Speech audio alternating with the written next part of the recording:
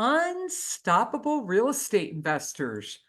I'm Rayon Starr, and I am your hostess of our Unstoppable Real Estate Investor podcast that we've been doing for a couple years now. And if you are someone who has thrived and succeeded in real estate as an investor, please reach out to me in a DM or an email. We would love to have you on the podcast. We're scheduling into February and March now.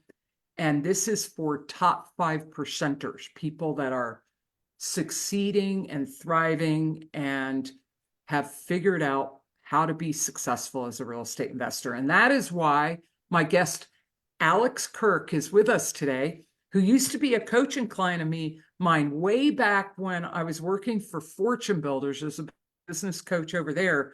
And Alex, we worked together for about what, a year, a little over a year? Yeah, it was somewhere around a year, give or take. Yeah.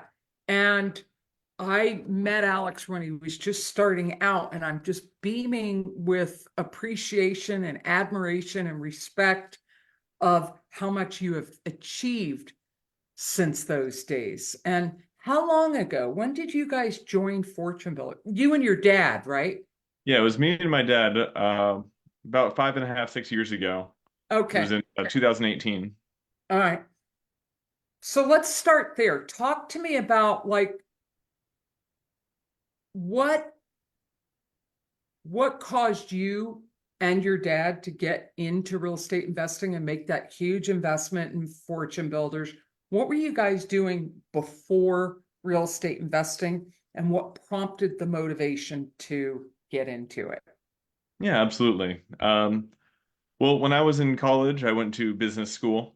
I got my bachelor's in business administration and business management and international business. I got into a small software company and worked with them for a little while. And my dad and I had always been talking about in our free time just buying a house and fixing it up. He's a computer programmer by trade, but he's always been very handy. He never calls in people to work on his own house. He just dives right in and fixes things. And he found that he's really good at it and he really enjoys it. So we were just going to go buy some foreclosure house and start fixing it up on the weekends. And of course, we didn't know anything at the time. We were just going to jump in and do it. And looking and looking and looking, couldn't find anything we were willing to risk and get into. And then we heard some radio ads that there's a better way to do it. So come to the seminar and learn about it. And turned out that was Fortune Builders. Went to a 2-hour seminar, a weekend seminar, and then invested in the program that gave us all the pieces that we really needed to jump right in and start buying houses and flipping them. So then we did that. We flipped probably 8 to 10 houses initially. We found that we didn't enjoy it as much as we really could have. We tend to over renovate things. We make them really nice. They You don't break again. gold plated them. Yes, that was exactly the So term that that I ate into used. your profits, didn't it?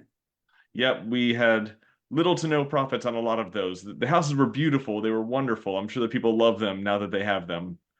Uh, but we weren't making those $30,000, $50,000 profits that people are always bragging about. But we found that our style of fixing things works really well for rental properties. Things only break once. Once we fix it, it never breaks again. So it gives you much more consistent, high quality properties that you don't have the recurring maintenance that's always a headache for people where they have to fix the same problem 3 times. We spend a Well, little yeah. bit more to fix Do it you and then find you still. have to really be careful that you're not in C types of properties? Because if you're spending a lot of money on higher end kind of things, you want to make sure that you're really screening the renters so that Yeah, you're getting renters in there that are trashing those properties. Because a lot of investors will say, put used appliances in a place, don't spend a lot of money on your rentals as far as, unless they're short-term rentals, you want them to be nice. So talk a little bit about that piece and your mindset around that. yeah, absolutely. We've actually specifically targeted C-class properties, and we've had a lot of success with them. We work with the Section 8 program a lot, and there are a couple other government-assisted programs. We have probably 60% of our personal units are all third-party payment, whether that's Section 8 or government-assisted in another way. Uh, Wow. So you're making a liar out of me. So Well, are you gold plating your rentals, do you think? we're not really gold plating them anymore. We got out of that habit after you pointed out that we had been doing that. We still Okay. make sure that there are no problems, but we don't necessarily make it as nice as it possibly could be. If we're doing a full renovation, we'll put in materials that are more durable. So like we do put in like granite countertops, but Yeah, that's because because they granite last forever. countertops are durable. Yeah, yeah. But And there's something about that wow, someone goes in to rent that and it's a Section 8, they're like, wow, really? I get granite countertops, but they don't realize, well, granite countertops are pretty durable. Yeah. it's gonna last a lot longer than those laminate countertops that we ripped out of there. So everything is looked at through a lens of how long is it gonna last. So instead of going with a budget toilet, for instance, we found a $200 toilet that doesn't clog as much. They can actually put things down and it'll go right through. So it cuts down on the maintenance calls by spending a little bit of extra money up front to make it Got it. nicer. All right. So talk about that transition from gold plating rehabs to shift to when did you guys realize you were overdoing your rehabs, and what was the discussion or the shift that made that transition where you guys started moving? Was it a wow, this isn't as fun as we thought, but wait, the way we do this, maybe it would be better that we do rentals because then we hold on to those properties. What was the mindset shift when after a handful of rehabs, it's like, man, something's got to give here. Well, it was really during our first two rehabs. We kind of jumped in head first. Our first project, we bought it for over 200,000 and it had an ARV of almost 500,000, which in Columbus, Ohio, that's a really nice house, especially 6 years ago when we started. In most Uh, places around the United States, that's a decent house. but it was a $150,000 renovation was the budget for it. We ended up going over budget and over timeline, of course. It was our first one, but we worked on it for 12 months, give or take a month. I don't remember if it was 11 or 13, but we did all of that work. We finalized our books and saw that we lost $3,000 for spending 12 months working on a project. And our second one we bought 3 months into the first project. So we had two projects going at the same time. That one broke even. We didn't lose or gain on that one. But again, another 12-month And were project for they no buy profit. and hold burrs? Those ones were not buy and hold. Those ones were meant to be flips. They just didn't do what we wanted. And while we were working on those ones, we also bought our first rental property. It was a 4-unit property. And we bought this property. We saw that it was a landlord special type of property. Just it was decent. People were happy to live there, but there were corners cut here and there, and just little things where it's like this could be better if a little bit more money was put into making it durable. And we saw what happens when there's recurring uh, uh, Maintenance. yeah, just maintenance and like minor repairs done to just get it fixed, not necessarily make it so it won't break again. So over the course of working on those long projects and not making much money on our first couple, and at the same time seeing a property where this is what happens when you don't put money into it and make it durable. Yeah, you Um, become a slumlord. But I have a client of mine that I'm trying to get out of that mentality. Oh, it's just a rental. I don't need to put anything decent in there. Like, well, if you keep thinking that way, those are the kinds of tenants you're going to keep attracting. one great thing that we've noticed is that because we make our properties above average and still maintain average pricing on them, most of our tenants don't move. They stay long term. So That's we have awesome. tenants who have been there for 5 years. Like they just don't want to move because they can't find something at a comparable price and similar quality. So they just This stay. is so important that people are hearing this. This is so important that people hear this because I think a lot of people, like some of my clients, think, oh, it's a rental. I'm not going to spend that much on it because people are going to trash it anyway. That mindset attracts minds like-minded people. So if you're like, no, I'm going to do everything at a higher level, and that means higher level renters, l- longer occupancy rates, Hmm. less repairs, less headaches for you, less stress. If if you do everything at a higher level, it lasts longer. The renter lasts longer, the property lasts longer. You have less maintenance calls and headaches. Yeah, well, one thing we used to do was we used to buy used appliances. Now we only go with new because they'll last longer. We had so many service calls on the used appliances. Maybe we got it Yeah, for and you half the have more price. Never warranties run out there a too. bunch. And you have better warranties on new appliances. Yeah, exactly. Have you been able to work out wholesale deals with some of your suppliers? Like if We you buy in volume? we usually buy them through Lowe's. We usually only need one at a time, so we don't like to buy in volume and store them. All right, well, Might be worth talking to them. can I make a suggestion? Yeah, absolutely. Negotiate with them. You're going to start on the retail floor, find the manager, or go to actually the subcontractor desk and say, hey, look, I'm a real estate investor. I we have a lot of rentals. We're always buying appliance packages from you guys. Because with contractors, they give contractors like a 10 or 20% discount. Yeah, I think right now we got about a 7% discount through them because we've talked to the pro desk and at least gotten signed up with their credit card and things like that. So we get cash Okay. back and And discounts. have either your dad or you served in the military? No, we haven't. Okay. Because I get a veteran discount at Home Depot. Oh, So nice. I get a 10% discount, not on everything, but a lot of things. Well, that helps. So negotiate. You guys have enough experience now that you have credibility. See if you can negotiate a wholesale rate. Look at what's the frequency. Like in a year, you're smart and you're very analytical. Like go in there knowing your stuff, knowing your numbers. Like in the last year, this is how many appliances we've bought from you.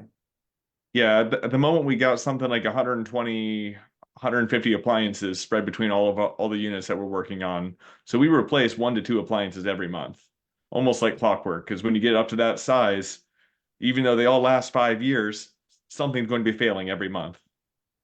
And do you find you're getting the same appliances every time? Yes, it's either Okay. the same or very similar. We have a standard one that we try to get if it's in stock when we need All one. right. Now you guys are far enough along and you have enough income coming in. Did you quit your job yet? Uh, yeah, I'm just doing real estate. I manage my own property. Yay! I open a You property are management worthy of business. this podcast, my friend. That is awesome. All right. So here's something to negotiate with them is not just getting a deal, but saying, look, on average, we're replacing 2 or 3 appliances a month. We always come to you guys. What kind of deal where would the price point, where would the discount happen? How many do we need to buy at once to get a discount? And it Yeah, might be worth your while to say, okay, we're going to buy 5 medium range dishwashers, Whirlpool dishwashers. And because you're replacing them every month, something every month, see what are the things you replace the most and maybe get them in volume. yeah, that'd be a good idea. And then we can just store them. Store them or ask if they'll store them for you and just Oh, tag there you go. them. Why should you pay for storage? See if you can negotiate that from them. I don't know if you can, but it might be worth it. See what kind of savings, calculate that over a year. That's where you're going to see it. It might not seem like much. Oh, we're saving $100 per unit. But if you're It buying adds up. 120 units a year, you know, Yeah, that's it adds up pretty quickly. $12,000 a year. Yeah. And we're always buying more properties. We're trying to add between 6 and 8 more units every year, and we've been able to do that for the past couple years. So we always need more appliances to replace the ones that are going bad. So Okay. All right. So you guys make that shift. You realize Yeah, we love rehabbing, but we're making them too pretty. We're losing money on them. And there was this transition period where you worked on a couple, one you broke even, one you lost 3,000 on, and you just started to buy your rentals. When was this? 2019, somewhere in that range? We kept flipping until about 2021. We still did some. We got a little bit better at it when we stopped being so hands-on. We actually partnered with our favorite GC. We started to get to know him. We talked about him with you once, and we really took your advice and went in and talked to him in detail about what he wants out of real estate, what his philosophy is, and what his strengths are and weaknesses are, and found that he's a great fit to join us. So we're a three-person team now. I do the property management. My dad does handyman work and maintenance work, and our third partner, Brandon, does the general contracting. He brings in contractors for any of the larger jobs and oversees them. And There's we a found that there's something missing on the team though. Who's doing acquisitions? we network with as many wholesalers as we can, and we all look at wholesaler deals and we pay wholesalers to handle the marketing. All right, so all three of you do that a little bit. It's primarily me, but my other partners will bring stuff to me if they see All anything right. pop. But I do most of the So network. if that gets to a point where it's like, if you guys are wanting to add 6 to 8 units a year, that's probably pretty easy for you guys at this point. You've got a It's, little momentum. it's not too It, bad, yeah. it might be time to add a virtual assistant to the team. It's a low cost and you probably have the income to do it. And we can talk about that another time. Like, I'm happy to just give you a connection call and we can talk about it. Because then now you've got someone that's all they're doing. And instead of adding 6 to 8 units a year, you could double that. Yeah, absolutely. We've been playing with the idea of a virtual assistant, if nothing else, to handle a lot of the day-to-day tasks. We've really been building out those systems that fortune builders and you talk about a lot of, like, you need to have systems so everything's done the same way. Get it out of my head and onto paper into a system so it can be worked by a team member. That's been more where I've evolved as a coach. That's in the last couple of years, that's become more my specialty. Okay. Is I work with that. I work at Start Virtual. I'm the business coach there in my own business. Those are the kinds of clients I work with right now, as clients that are ready to scale and they just need to take the business to the next level, to build a team, build out their processes more, liberate your time, give you more time freedom. So just let me know. You guys talk about it. Happy to just get on a connection call with you guys and have a conversation about that and see how I can help you do that. Yeah, I think that would be a good idea because the point that we are in our current journey is we have those systems. A lot of them are starting to be built out. They've been in my head and they've been working great for the past couple of years. But I'm trying to elevate myself out of that position and bring in some VAs to handle the day-to-day tasks. So it's not Yeah. on me. We already have a system, Admin guys, is going to so free up the most amount of time and then lead gen. Those are the okay. two areas that, and like I said, I have quite a bit of experience with that now. So if you want a little guidance on that, you and me, or you and your dad and me can jump on a call. Most likely it'll be you and me.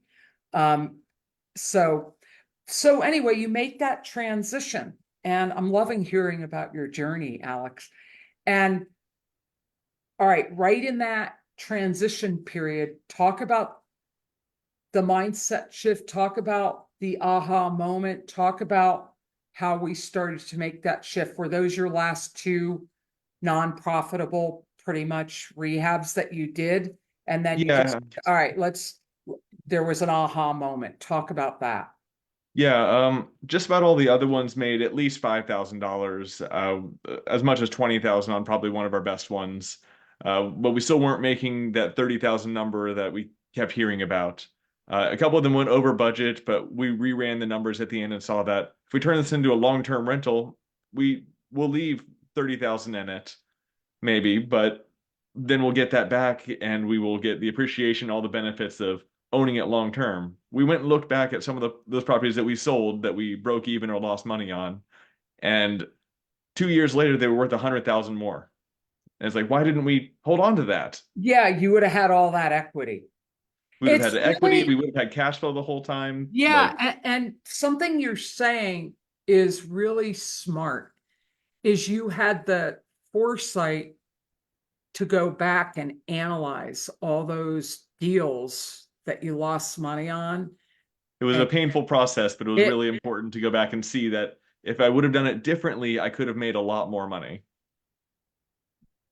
So when I saw that, I was like, I should have been buying rentals this whole time, just really doing the Burr strategy and fixing them up and keeping them, which is what we do now. what I love about what you're saying, and everybody who's watching or going to watch later, there's something very powerful about what Alex is talking about right now. That it's there are times where we recognize we need to make a change and we become aware of something, and maybe we have to develop a new habit, or we realize we have to do things differently. And we might have to really, with effort and being really conscientious, work on it, work on making that change. I'm used to doing rehabs that we barely make a profit to, oh, we're doing it this way now. And you make that transition and you work and you grind, and it's a lot of effort. When you are willing to face reality, like no kidding, and analyze and face it, like no resistance, not trying to fix it, not trying to change it, not resisting it, not avoiding it, and you are willing to face truth, the facts, and they are in your face, that is a point of transformation if you let it in. And what happens is it's an immediate shift almost, isn't it? It's like a Yeah. fucking train wake up call. Like you get hit by a freight train and tossed to the side of the road and you're barely alive and you survive it. You've like, I'm never hovering on a train track again. There's no wondering, there's no trying, there's no flirting with trains anymore. You're never going to do that behavior again when you face the pain of the consequences. This is brilliant. Keep going. Yeah, when we finally went back and analyzed those deals, well, when we first closed them and saw that we didn't make much money, we just tried to ignore it, walk away from it, and be like, I don't want to think about it. We'll just move forward. That was just practice. And then when we came back to it a year or two later, 2020, 2021, somewhere in that range, we went back and looked at it and ran numbers if we'd done it differently, or maybe we should have tried a short-term or mid-term rental on some of those. They were really nice, or just put a tenant in there who can cover the PITI on it, so I'm basically breaking even every month. And what would the result have been? And when I saw those numbers, I just felt it in the pit of my stomach of like, oh, we really need to be doing this differently, because the way we've been doing it is just running on a treadmill. We're making money, but we're not making the kind of money that we wanted. We're not making progress in our journeys. We were just flipping. And when we finally saw that rentals were the way to go, we looked at it and said, how do we maximize this process of fixing up and holding rentals? And we found that our niche was Class C multifamily properties. So we buy a lot of duplexes and 4-unit properties in Class C areas or a B minus area. It takes a little bit longer to find good tenants for them, but they're still out there. There are still people who are going to be good residents in your properties that are looking in the Class C and Class B areas. It just takes longer to find them, and you need to do a lot more screening, and it might sit vacant for an extra month or 2 months to find a good person who's going to be there for 5 years. But once you find them, those properties give you the best ROI out of all the property types we've looked at. So how long did it take for you guys to make that transition where you started experimenting with your formula, the thing that works for you, the types of properties, the way you guys do deals? How long did you, and it was an experimental process, right? You had to trial and error through it. Yeah, our original idea was we were going to flip 2 properties and then buy a buy and hold property. So we were running both strategies at the same time, some properties we bought with the intention of making the buy and hold. Some were going to be flipped. So both were happening at the same time. Our first property that looked good for a rental was in a Class C area, and we were hesitant about it. But then we got into it and realized that if you just do some good screening on your residence, it's not as bad as we feared. We did put a couple people in there that didn't work very well, but once we And you got our learned criteria, from that, right? yeah, we learned from that. And now when we put people in, one of the big things we look for is a decent credit score. If the credit score is really bad, then we tend to have more trouble with them. If they can't manage their money and their credit, then we'll have a lot more maintenance calls from them, a lot more complaints. They won't pay their rent every month. Yeah, because that shows someone who's not willing to take personal responsibility for what's going on in their life. Exactly. The other thing I like about what you're saying, Alex, and this holds true to pretty much any guest I've ever had on my podcast, is you guys didn't give up because you lost some money on some rehabs. You didn't did that ever cross your minds, or were you just like, okay, we're going to figure out how to make this thing work? You were just resilient, determined, you persevered, you just kept figuring things out. Could you talk a little bit about the mindset of you and your dad around how you hung in there through? I mean, that's a lot of work. 6 or 7 or 8 rehabs where you barely break even, or go through all that work to make 5K or lose 3K or break even.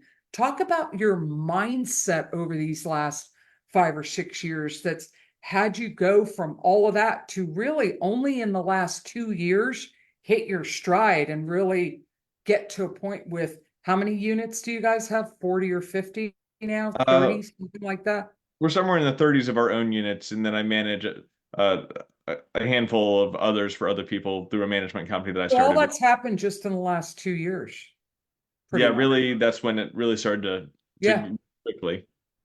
So Um, talk about that mindset of what it's taken for you guys to just make the transitions you have and survive to the point where you're thriving now.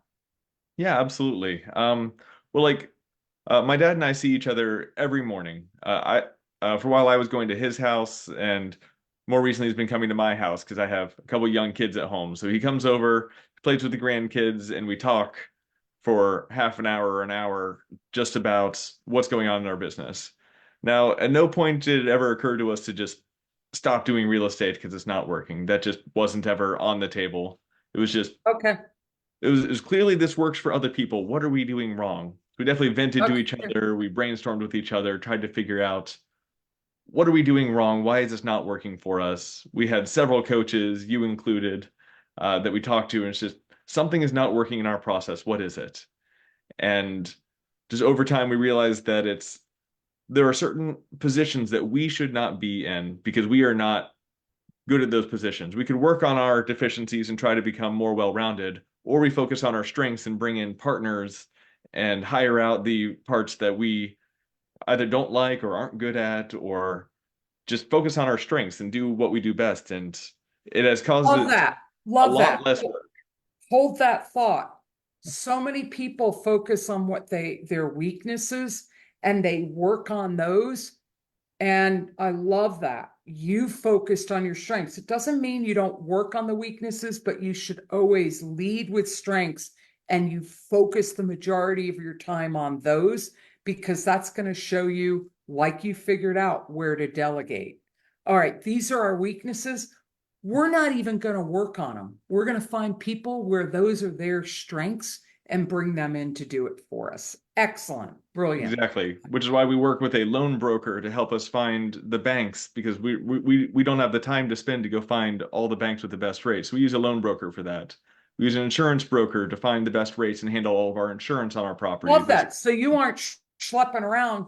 God, we've got to raise private money or hard money. You have someone doing that for you.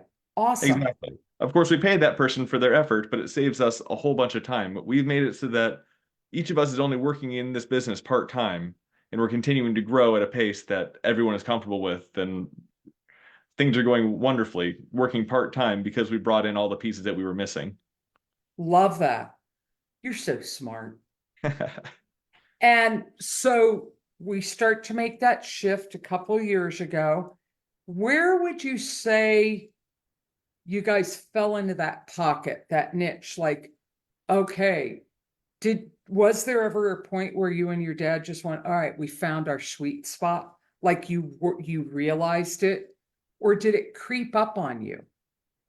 If I were to choose one point, it would be there was a duplex that we had bought that was a like a Class B type area. We originally planned to fix it up and rent it out, or I'm sorry, fix it up and flip it. We were going to sell that one, and then COVID hit in the middle of that one.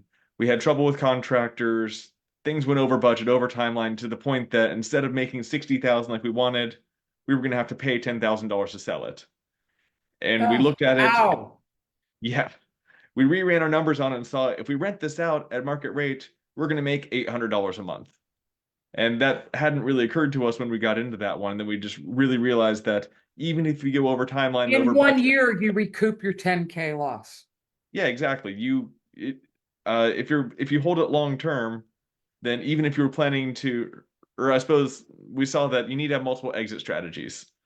So then we don't really look at flipping things, but that's always a backup strategy. We make sure that it works as a rental and as a flip, and then aim for the rental now. And if we have to, we can sell it. And really, it was that property where we were looking to lose money instead of getting our 60,000 profit. And then we saw that we could turn around and hold it and still make money. And it's we still have that property and it's making wonderful cash flow as rents continue to increase, but our mortgage is locked in. And you've more than made up the 10K loss. Oh yeah, it makes pretty good money now. Each year it probably makes between 5 and 10,000, Love and we it. for several years.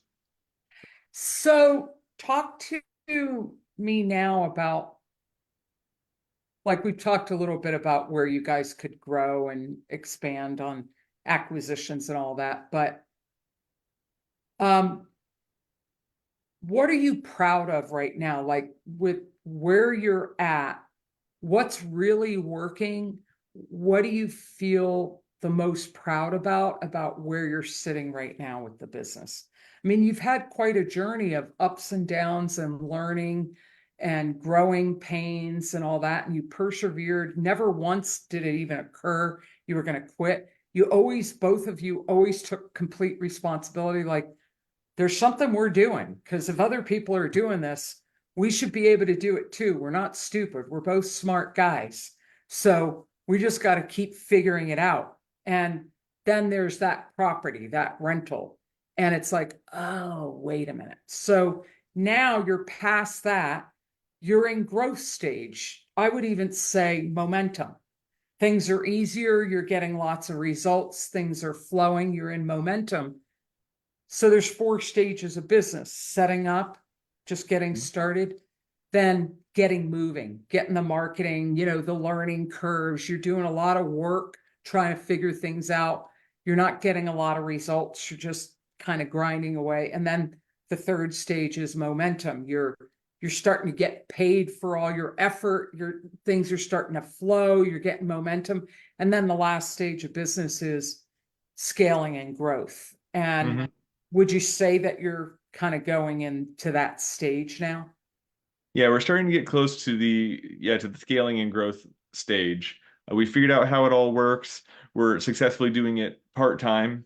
In fact, I had enough available time that I started a property management business, and now I manage other people's properties because I found that that's my strength is finding tenants, managing maintenance on properties, and helping people to just manage their properties long term. My dad started a handyman business because he found that he just loves fixing things. So he doesn't need his 9 to 5 job anymore. He started just going out and fixing things for people, and he does handyman work on the side. And does he even need to do that for money, or is he just doing it because he enjoys it? He mostly does it because he enjoys it. He doesn't really need to. But he found that he can make good money doing it, and he loves it. He still works 60 plus hours a week just because he wants to. He's working all the time. Yeah, he's a worker guy. And you went from your job to property management. Now, we often coach people like hire property managers so you don't have to deal with that. What is it about property management that you enjoy? Well, I really enjoy working with the tenants on it, especially because we have the above average quality properties at average prices. Just showing a property to a tenant, and usually their eyes light up. They're like, "Wow, this place is way better than I expected, and I can afford it." So, like being able to put them into a better house is just very fulfilling, and then help them through that transition into it. And if they run into trouble on their rent, we have resources that they can go look for the third party assistance that we are willing to accept.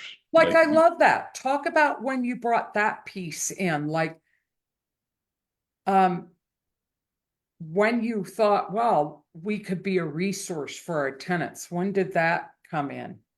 uh, we started to have the idea. One of our first buildings that we bought, it was a 4 unit building, and there was an organization called Homeful there. Like it's the opposite of homeless. They work with chronically homeless people and put them into homes.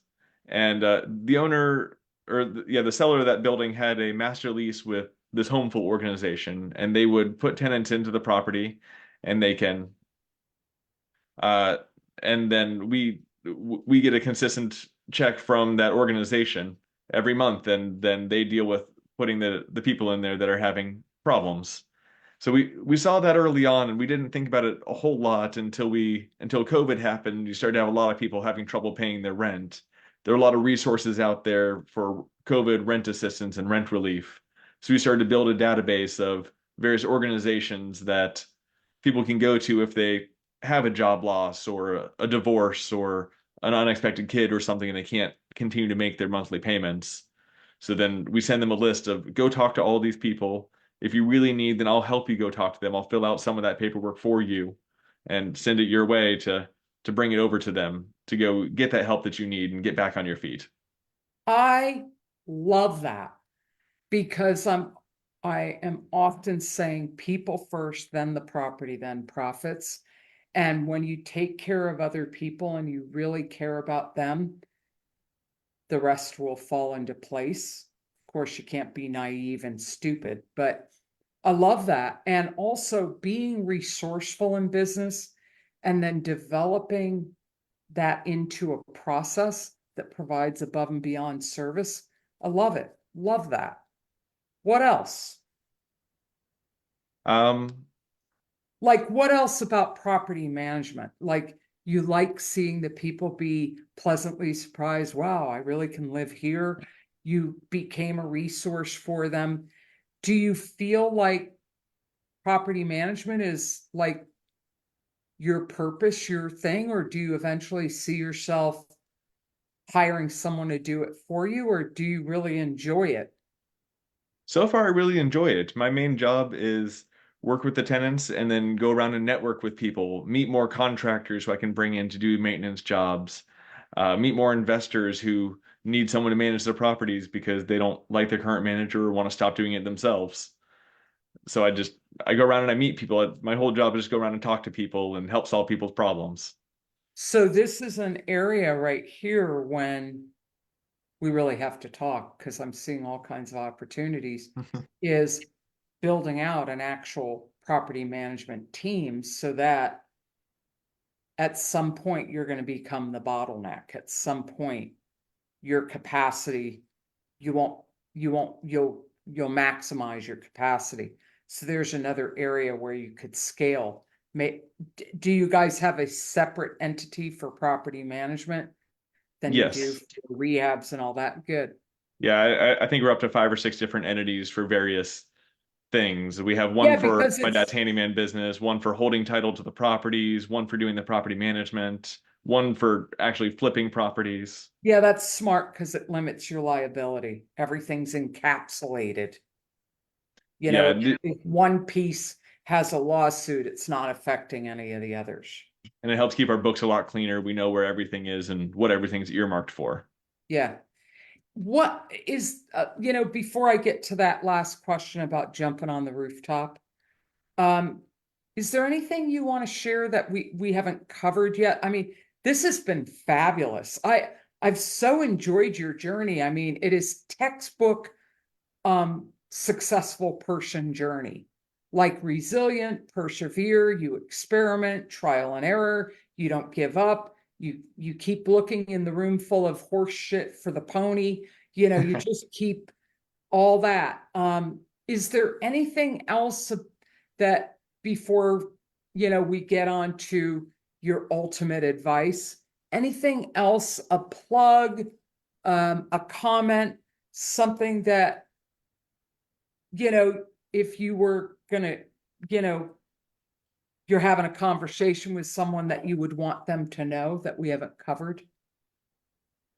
Um, yeah, I suppose that I live and work in Columbus, Ohio, and of course I do property management, so we're always looking for more contractors to work with, more owners that need their properties managed.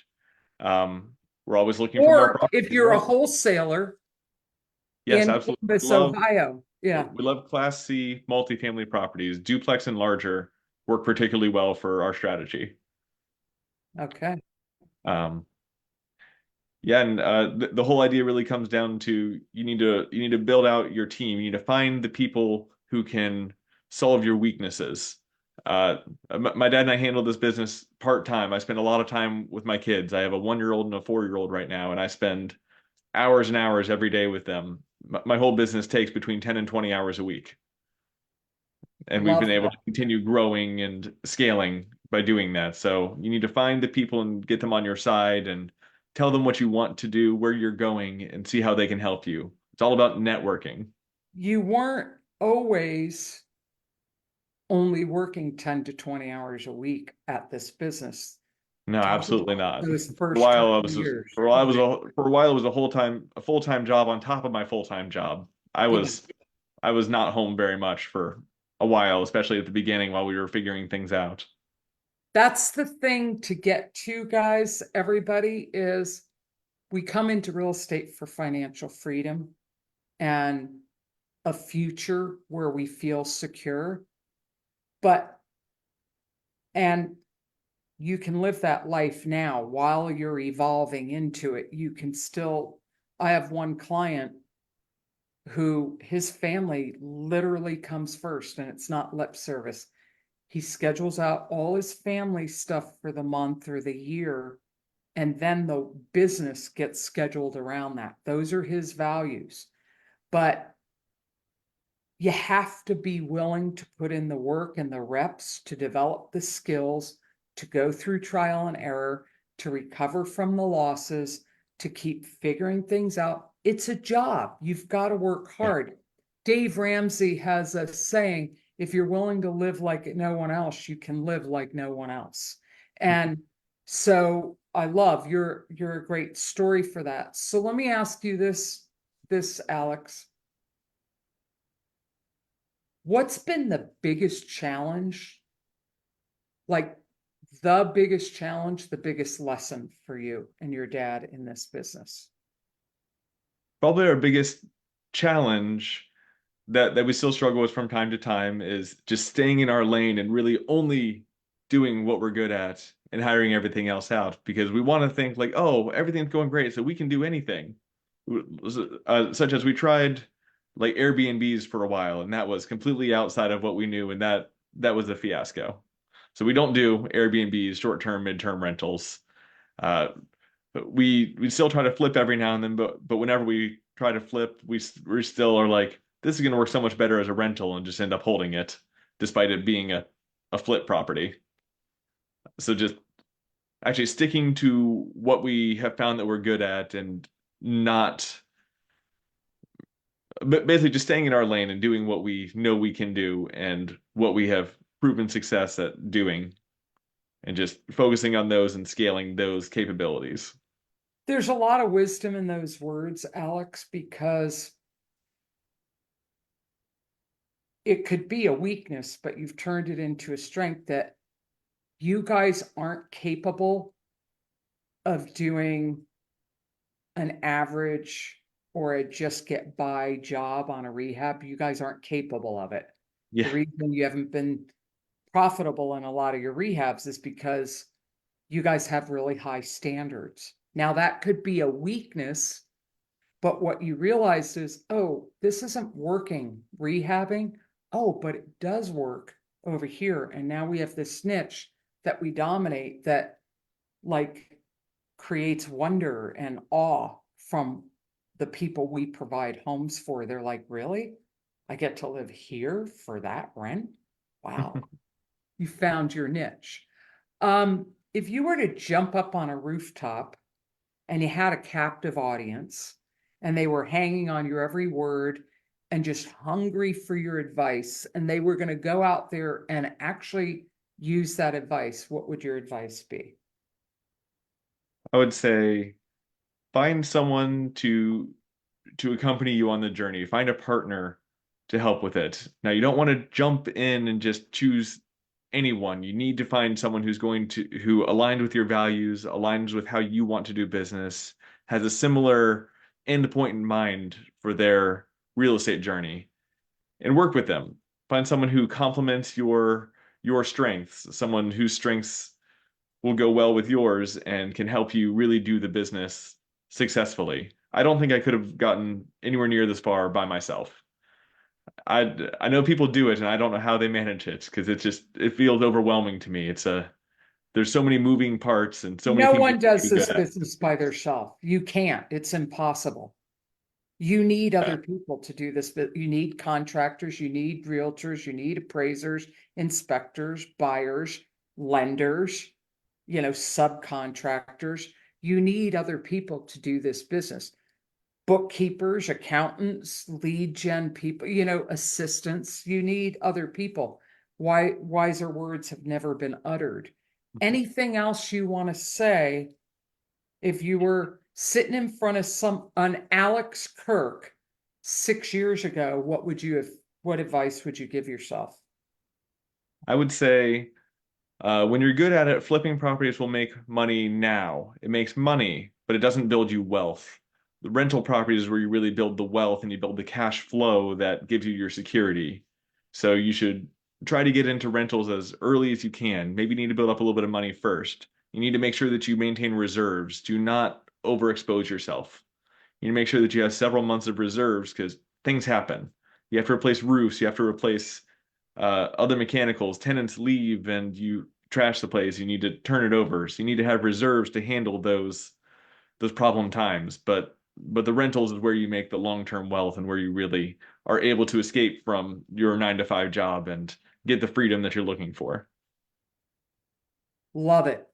Well, Alex, I really appreciate you taking the time today because this is our last podcast for the year 2023.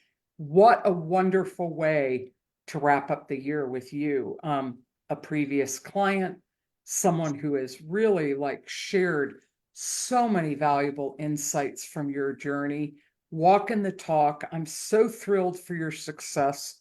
I remember when you and your dad were just starting out and some of the struggles. Love it. I'm so happy for you, Alex. And let's, have a call after this. Happy holidays, everybody. We are scheduling into February and March for podcast guests.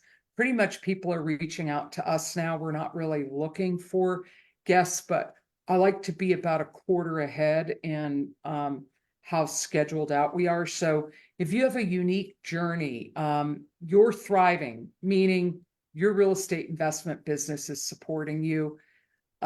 Last week, I interviewed L'Oreal Keaton, and they only have 7 or 8 or 9 rentals. She doesn't need to work, but like your dad, and like you, she does because she's a dolphin trainer. Of course, Wow. she's going to quit that job, right? So it just gives you choices. So we're looking for people who have a journey to share that's going to help other investors. Maybe your journey is unique, but this is for top 5%ers, people that have succeeded in real estate and have something to share of value to show other people another way. There's a lot of ways to make money in real estate. Some very traditional wholesaling, rehabbing, rentals, but there's a lot of others, arbitraging, Airbnb, carrying notes, being a gator lender. I mean, there's so many ways to make money as a real estate investor. Alex has shown you that through trial and error, they found their little happy place, their little niche. So go out there and take action. No more excuses. Go get results. Happy holidays. We're going to be dark. Next week, can you believe it? Next week is Christmas. The following week is New Year's. So go and enjoy your holidays. We'll see you back the first Wednesday of January. If you need help laying out a wholesale system or scaling your business or shifting your mindset, please schedule a connection call with me. Rose, my VA, has probably already done it at least 2 or 3 times, included my booking link in the comments down below. Please feel free to reach out to me. I'd love to support you on your journey and help you get to that point where you're one of the top 5%. Thanks so much, Alex. Any parting words you'd like to say? No, I think you've said it all. I just want to I want to thank you for having me on your podcast. It's been a blast, and I'm glad to see that you're still doing what you enjoy and helping people. My pleasure. And it was just a sheer joy to reconnect with you. Say hi to your dad for me. I sure will. Okay. Thanks, Alex. Bye, Thank you. everybody. Happy hump day.